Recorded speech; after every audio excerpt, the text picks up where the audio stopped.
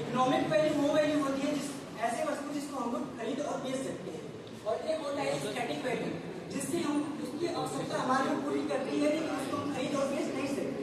ठीक है। अब magic of time and technology, कोई भी रिसोर्स, कोई भी सब्सटेंस रिसोर्स तब तक नहीं होगा जब तक उसमें टाइम लगता है और टेक्नोलॉजी।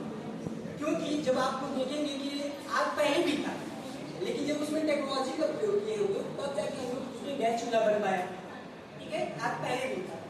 उसी तरह से एक और पहिए का तो निर्माण हो गया बहुत पहले, लेकिन गाड़ी यातायात बनने में टाइम लगा, उसमें टेक्नोलॉजी का उपयोग की। ठीक है, इसकी वजह से कोई भी चीज रिसोर्स बनने के लिए उसमें मेनली टाइम और टेक्नोलॉजी का उपयोग होता है। ठीक है, अब इसमें जब भी रिसोर्स की बात करते हैं तो वो मेनली 3 टाइप से डिवाइड किया जाता है। इसके जो 3 पिलर्स हैं कौन कौन से?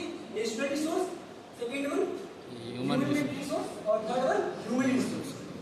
अब नेचुरल रिसोर्स क्या होता है? जो डायरेक्टली हम लोग पृथ्वी से लेते हैं, धरती पे पाए जाते हैं संसाधन, उनको हम लोग डायरेक्टली लेते हैं पृथ्वी से। ठीक है, और उन्हीं नेचुरल रिसोर्स का जब हम टेक्नोलॉजी और टाइम के उपयोग करके नई चीजें बनाते हैं तो उन सभी रिसोर्स को हम क्या कहते हैं? ह्यूमन रिसोर्स कहते हैं।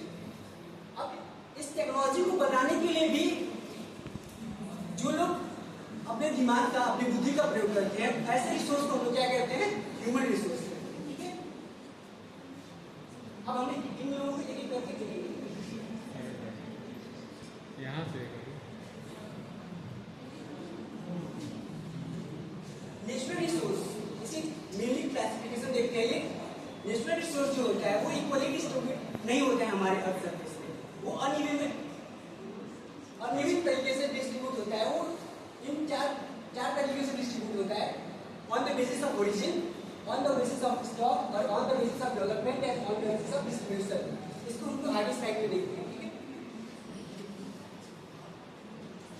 On the basis of origin and stock के रिसोर्स होते हैं और अबायोटिक रिसोर्स।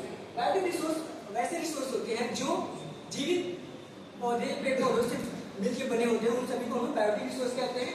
उसकी एग्जांपल है प्लांट, एनिमल, ह्यूमन। ठीक है, और अबायोटिक रिसोर्स में क्या कहेंगे? ऐसी चीजें जो ऐसे रिसोर्स जो नॉन लिविंग थिंग से बनी हुई होती है, उन सभी को हम non biotic resource, abiotic resource कहते हैं। ठीक है, on the basis of stock के अकॉर्डिंग देखते हैं तो उसमें होता है रिन्यूएबल रिसोर्स और second one non renewable resource.